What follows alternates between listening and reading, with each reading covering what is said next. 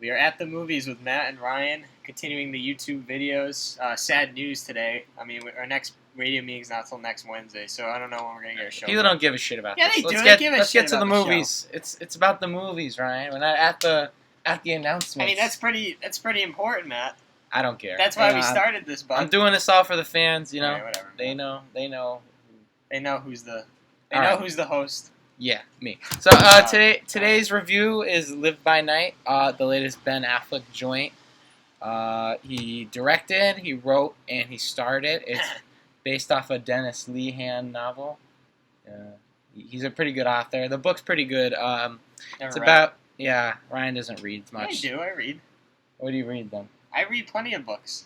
Like what? I read the whole Harry Potter series. 10-year-old. No, I was like 12, but okay. But we got Ben Affleck, Zoe Saldana, Chris Cooper, Chris Mancina. I got a lot of good actors here. Yeah. So it follows Ben Affleck's character. I believe his name's Tom Coughlin. Joe. Or Joe. His dad was Tom. Yeah, whatever. But he's from Boston, but he gets hired by an Italian mob boss to move to Florida and kind of run the business. And while there, he encounters a lot of gangster problems, as you'll see. You know, there's a variety of challenges in his way. But Ryan can start because he definitely. I mean, the movie. I'll preface it by saying this: it's been panned by critics pretty universally with a 30% Rotten Tomatoes. A box office bomb, so a kind of a big failure for Warner Brothers. But Ryan might think otherwise. Yeah, you say gangster problems. I think it was his problems most of the time. Let me tell you this, Matt. All right, this was not Black Mass. This was not any other gangster movie for that matter. Yeah, because those movies were competent. No, those movies were generic, and it's been done to a T. Okay. This movie was different, and it had layers to it. Okay, what are the layers? What are the layers? Let's. Well, it had a lot going on. But and you say that's a problem because I know you will. But for me, I think all of the layers, all the different plot points connected to the main goal or the main story. So the problem, obviously, it's a Ben Affleck movie, so the movie is very well directed. He has a great sense of style. Yeah. He shoots very well. The action scenes are dynamic. But the story here is a fucking mess. And it's because you have this clearly was a good book. Because you can tell the beats of where it would have been a good book, and where there was a lot of detail and these characters were really well rendered. But as a movie, it's like stuffing 9 pairs of shoes in a shoebox. There's just way too much going on to fit in a 2-hour narrative. But everything that was in this movie, I didn't read the book, but I'm pretty sure because it was so detailed and because there was a lot going on, he probably Tell me the details. Tell me the details about the. Well, if there were these great details, listen to me. Okay, so what I thought it was going to be, and I would have been disappointed. Yeah, but no, you're just saying it's something different. Tell me the details. I'm going to tell you. You're going to take I'm too trying long. to Matt. I don't need to hear the Stephen A. Smith narrative. Listen, I'm not giving you a Stephen A. Smith narrative. I'm giving you what I think. Hey, you're gonna. People wear headphones when they listen. All right, they can turn it down, Matt.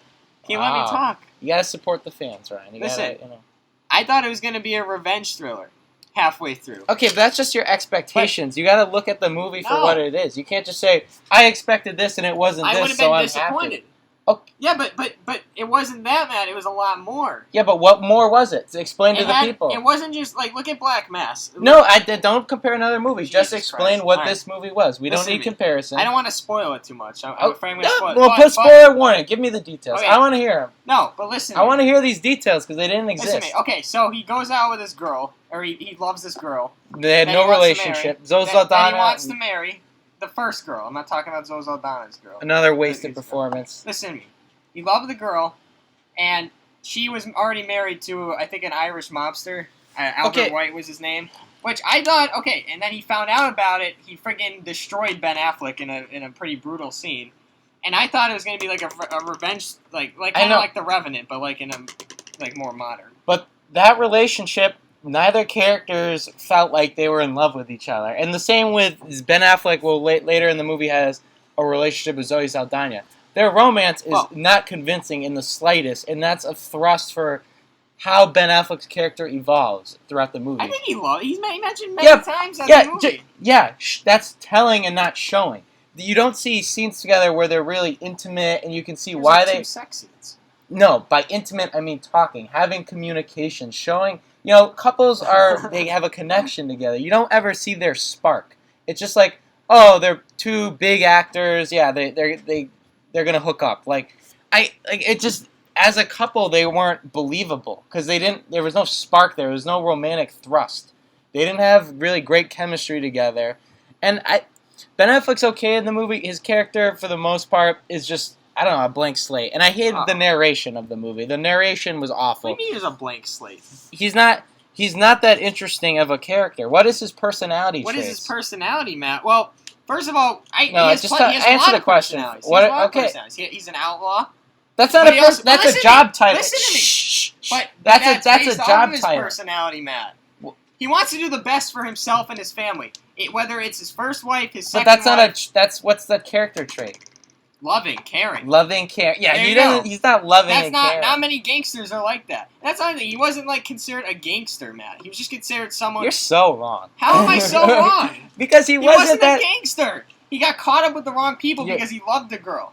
All right. You don't know how to answer questions. What do you mean? I just answered your question. What was his character traits? Please stop yelling in my ear. You sound like a whiny baby. I'm not. So let's tone it down a little bit. Listen to me, because I'm debating with you, Matt.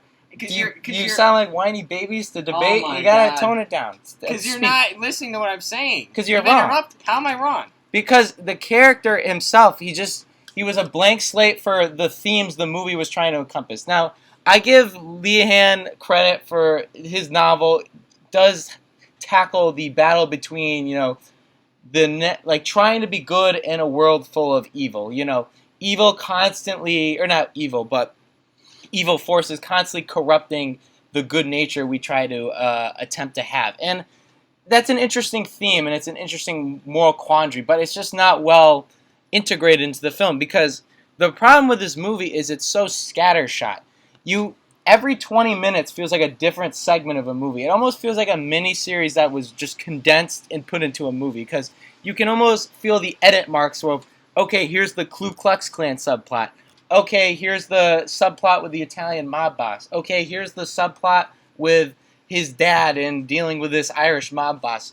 It's just all these different, not cohesive pieces that come together, and it doesn't make for anything cohesive. Because these individual parts, they're not that well developed, because there's only 10, 15 minutes of it.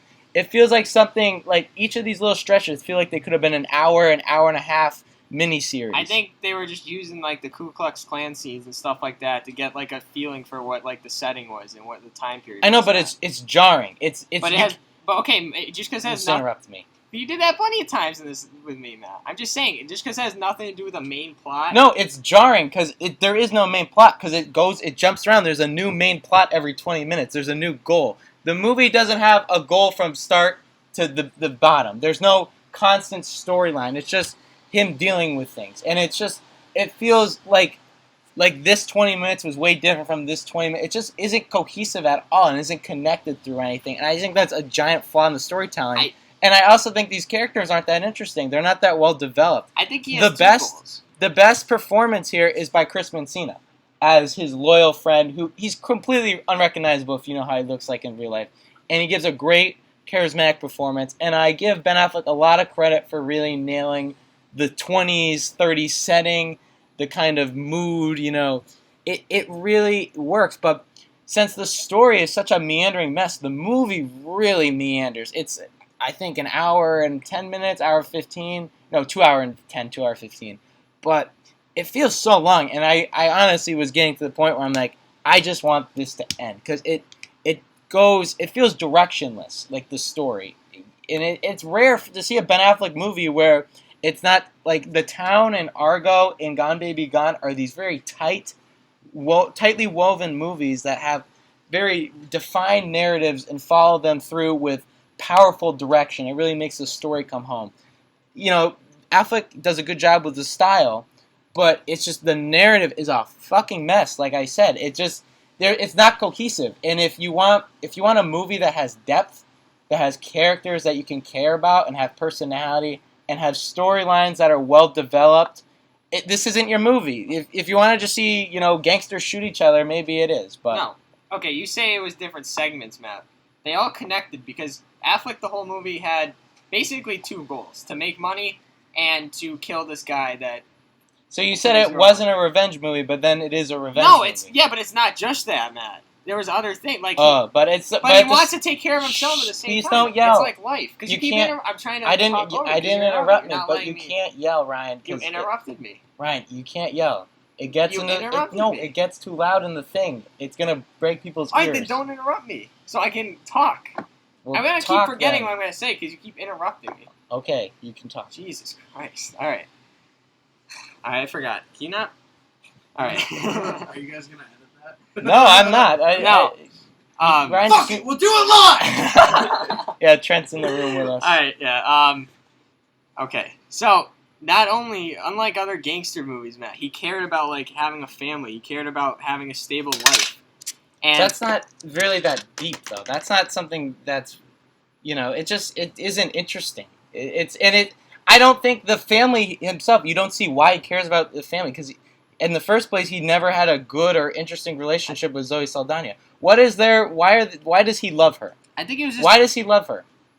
Because he just met with her. But why does he love her? You need to see the spark. Why do these two people love each other? Why does Zoe Saldana love Ben Affleck? I think that was used as a way to show Matt how his personality was.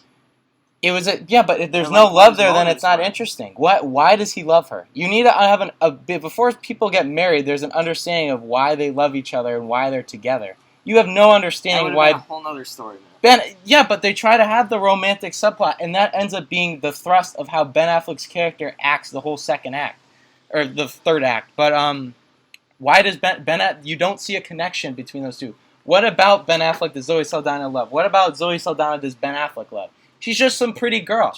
It's just oh, she's pretty. Okay, yeah. Well, we're both movie stars. Let's end up together. There was nothing human about it. It just felt very cinematic and a little silly.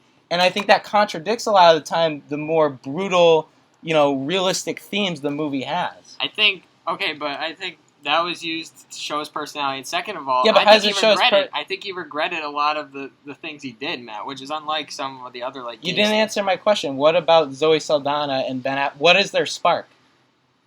I don't know, Matt. That's just probably based off the book, whatever the book was about. Okay, yeah, but that book. The book does a great job of developing each character so you understand their motives. The movie would have been another half hour if they developed Okay, but then it would have been better. Just because a movie would be longer, you need characters that are well developed. Because if they're not well developed, you don't understand their intentions, you don't understand their motives, and most importantly, you don't care about them.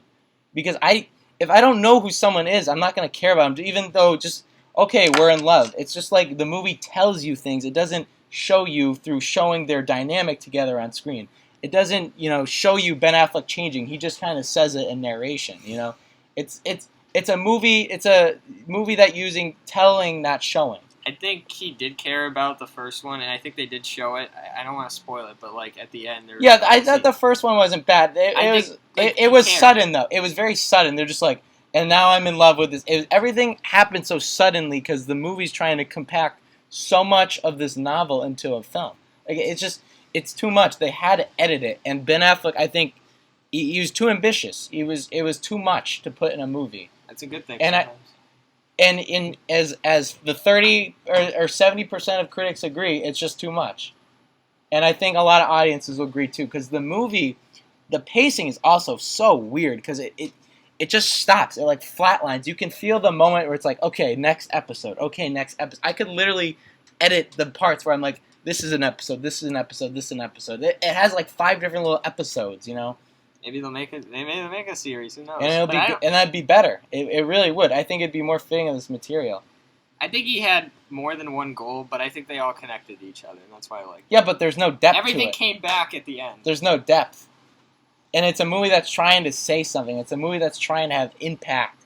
And it's a movie, the ending really, I think he has the intention of really trying to sucker punch you and feel something, and you don't feel anything because these characters have no depth to them. Well, I think the best developed character was Affleck's character, in my opinion. I don't think his character was that great either. I think the moral quandary the movie asks is they just put that on his character.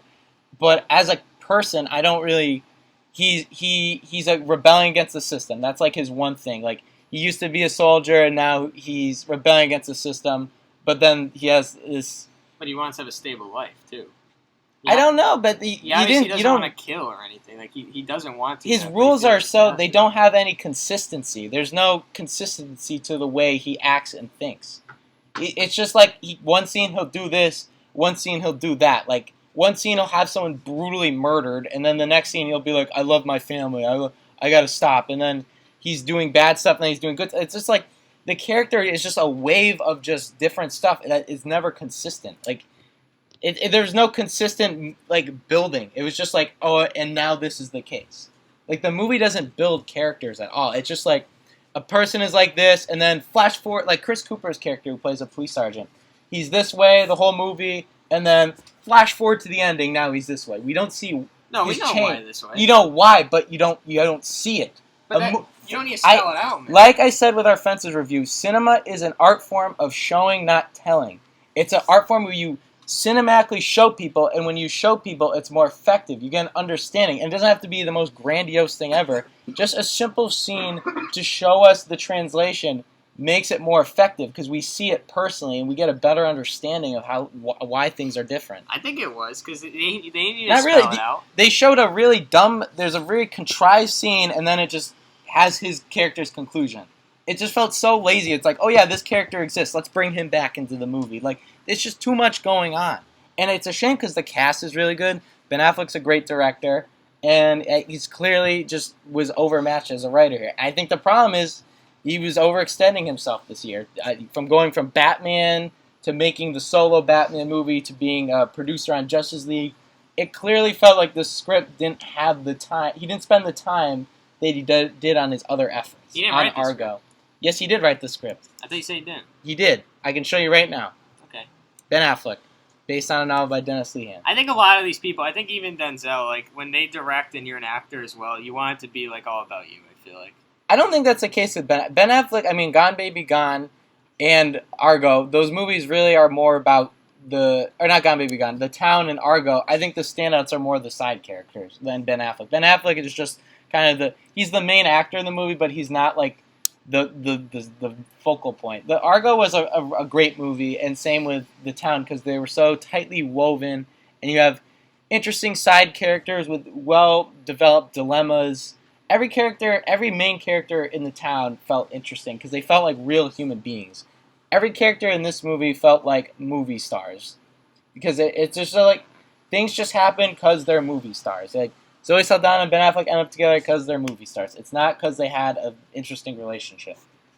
It would have taken a while, but it showed the 20s well. But I think that's why it would have worked better as a miniseries because the story would have actually been effective. And I think to really have time to breathe with your characters is important.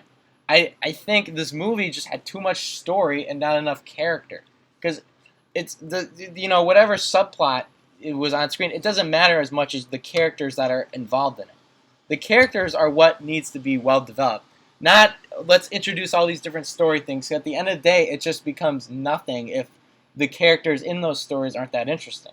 I think the mobsters should have been developed a little better. Like the two mobsters. Well, no, it's just a cliche. Yeah, but he had to get thrown in there. I'm like, all right, I wish I knew why. The movie still has its gangster cliches. If you've seen movies like Public Enemy or stuff like that, a lot of the imagery and stuff, it evokes a lot of the same things you'll see in gangster movies. I will say this, it wasn't in Boston the whole time. That was pretty nice. Yeah, the Florida setting is cool. And the Ku Klux Klan was definitely the best subplot. Yeah, Ben Affleck has one. They went to Tampa, though. It wasn't actually all in Boston for once. But, yeah, I mean, it's an interesting effort. It's ambitious. I don't hate the movie. I think it has its moments. It's definitely more interesting than I think Black Mass is definitely a better movie, but this is a more interesting movie. But I can't give points for it's badly executed. While it's way more interesting and it has a higher ceiling than Black Mass was better scripted and had two pretty interesting main characters who had an interesting dilemma together on screen. I was bored in Black Mass. I wasn't that bored in this movie. I think Black Mass is kind of underrated just because this story was kind of already done with The Departed, so it was already going to feel a little generic.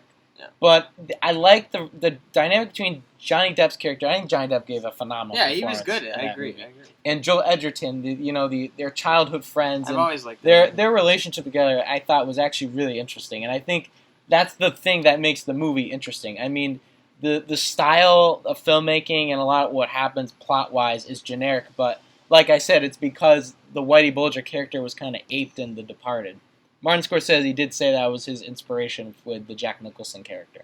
So it's not. It's like the John Carter movie, like Star Wars and stuff was based off the book, and since the movie came after those movies, it feels contrived, but it really is not that contrived. John Carter. Yeah, because the book was written in not to go off a spree here, but the book was written in the 1900s, and a lot of science fiction movies like Star Wars and stuff took the style of the book. But when the movie finally came out in 2012, it was following those movies, so everyone said, "Oh, it's just a Star Wars ripped off," when it was really the other way around. So it's not his fault really. Yeah. But we'll get to ratings. I give it a 5 out of 10. 7 out of 10. I didn't like the ending. I think the ending is one of the few things that worked because it didn't work, but it was interesting because it tries to wrap up the moral. I think the most interesting thing about the movie is the moral quandary it presents. I don't know. The last 20 minutes, I was thinking like this should have ended here. It should have ended here. Yeah, it did have. I agree with that. It did have a lot of endings. The Chris, like we gotta wrap up. That's the problem with having too many characters. Like we gotta bring this character back to wrap that arc up. We gotta bring this character back. Oh, Ben Affleck mentioned something about having a brother. We should wrap that up. It's just too much, and you feel that when movies have multiple endings. Well, even Ben Affleck scenes with his wife, they kept trying to wrap that up, and they should just I don't know. They kept going back to that. That ending was so bad. With the final scene with Chris Cooper was so bad because it just felt that should be the emotional that's the emotional thud in your stomach that movie's supposed to have, and it was so flat that's the scene that really hits you and it doesn't do anything. It just felt really rushed and you could see what was going on. I mean, it's an interesting misfire, but it's a misfire in my book. You'll like it. No, you won't. I recommend it. I think people should rent it. I think it's a rental. I don't think it's something you need to see in the theaters. If you're bored by it, turn off in 20 minutes. But wow, I don't know. I don't see a lot of people really digging this movie. I really don't. I think